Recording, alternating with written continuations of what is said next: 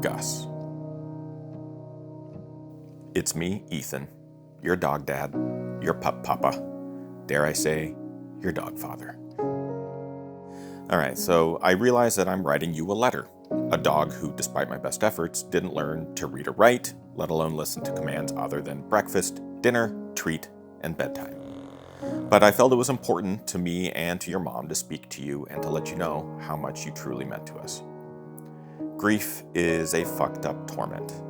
It's a break in the tracks that derails any momentum. It's a creature from the depths that sucks you back down when you gasp for air at the surface. So 5 months ago, we lost you, our furry best friend. A rascal who taught me and Kim more about life and joy than we both ever imagined. The love you immediately folded into our soul felt like a circle was made complete. Your loss has crippled our routine and made hours feel like weeks and months feel like moments. This grief has been relentless, but yet there's light. So there's 3 aspects of your life, sweet Gus, that are important for all of us to remember. The first of which is your impact. We never thought that a wispy, Grinch-Pod 19-pound rescue with enough attitude and scream barks to fill a barn would impact our lives in so many small, incredible ways. We'll never forget the times that you'd demand walks or runs by scratching the paint off any surface you could find, the perfect internal clock that got you out of bed at 6 a.m. to eat and to your food drawer at 7:45 p.m. on the button for your post-dinner treats. Your ability to suddenly disappear, signaling that you were up to no good in another room, or the way that you loved to bonk your head into mine, giving me all of your weight. How your presence was one of familiarity, of love, and familial comfort. You ruled our home, and we love you for every second of it. You also impacted and inspired thousands of runners worldwide with your adorable look and constant curiosity. It's crazy that people would run around their neighborhoods with silly little paper cutouts of your face during the holidays, or they'd rock a pin of your face on their hydration packs, and when you had to have your jaw removed, hundreds of runners snagged custom head wraps to support the insanely high surgery bills. Thousands of wraps can now be found on runners' necks, wrists, or packs around the world. Gus, you may have been small, but your impact was mighty. Now I know it's magical thinking, but Kim and I will never forget how you selflessly waited to make sure we were both safe and our power was restored after the bomb cyclone took out our grid for 7 days before you started to say goodbye. You never stopped fighting, even till the end.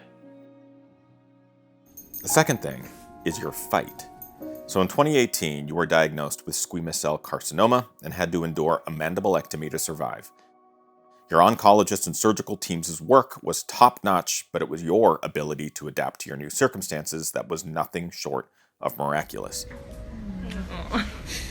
Learning to live without a lower jaw and a handful of teeth required constant care and attention. Boy back. Yep, is that better if it's lower? But you were quick and determined, living with a uniquely long tongue that drew the fawning attention of many and required the occasional cleaning. Your battles weren't over. You were diagnosed with heart failure in 2020 and only given 4 to 6 months to live. Though through proper medications, regular checkups, diligent care at home, and one hell of a spirit to live, you stayed with us another 4 years full of spunk and cavitude.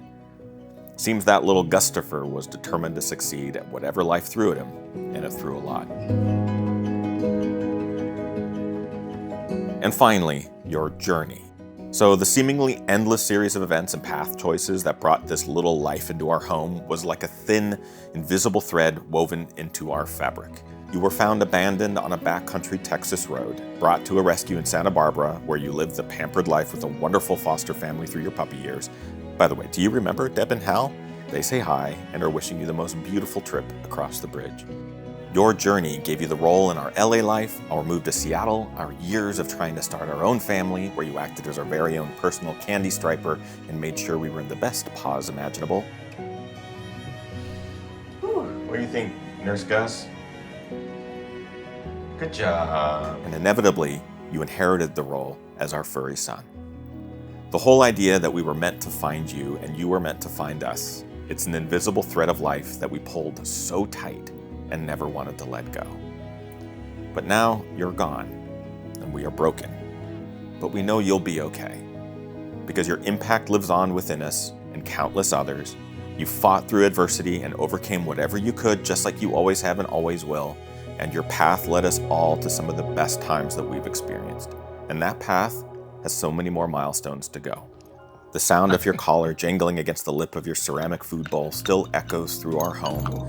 Your regular perch on the edge of our couch that let you look out over our home remains undisturbed. Long-lost tail hairs still manage to find themselves tickling our noses and earlobes. I hope that you are enjoying those lengthy morning meanders on the other side. Kim and I still walk your path every day, Gus, and wish you were here to walk it with us. You are gone, but you are here, and you always will be.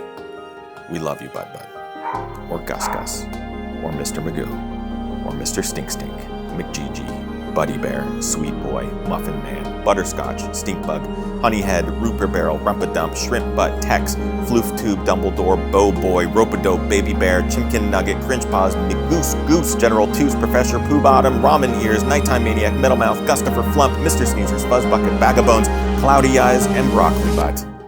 We love you. We miss you. Our sweet, loving, dear Gus.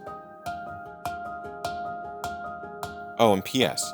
After your passing, Kim and I planted a Quonset cherry blossom tree in your honor. Today, as the first blossoms bloomed, your new little brother, Tato, met you for the first time. We think you'd really like him.